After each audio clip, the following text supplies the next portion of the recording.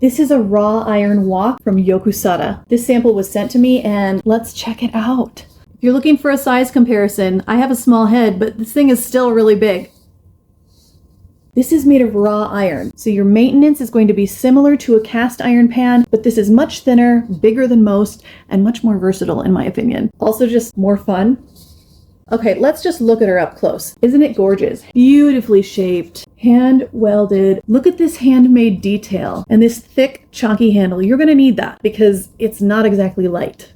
But if you are looking for an authentic wok, here you go. Let's talk maintenance. Now, I haven't used this yet because I haven't yet washed it or seasoned it, both of which are going to be really important for the maintenance. The instructions for both of those steps are all in this little booklet right here, so you're not going to want to lose this. Now I got to go wash and season this so I can start cooking with my wok. Oh, hey, welcome to my sink. We are going to take the first step that you need to take with a brand new Yosukata wok. Before you season it, before you do anything else, you need to wash this following the instructions that they give you in this little booklet here. First of all, why is this important? Well, this is raw iron, which means it can rust if you don't season it properly. And there's also a video on this online that you can find from in the booklet here. Okay, step 1, wash both sides with hot soapy water using a non-metallic scouring pad.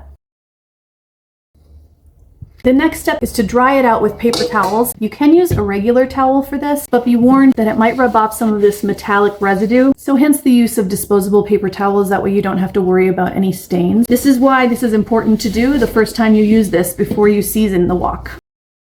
Check out my paper towel. I do have some dingy, dirty spots on there. This is normal and this is okay. If you see that, you're going to repeat step 1. Just wash it with that hot soapy water again, dry it out again with the paper towel. Once it comes clean, then you're ready to move on to the seasoning step. And that's it. That's how you wash your Yosukata before you season it, before you do anything else. Get it nice and clean so you can start cooking things up.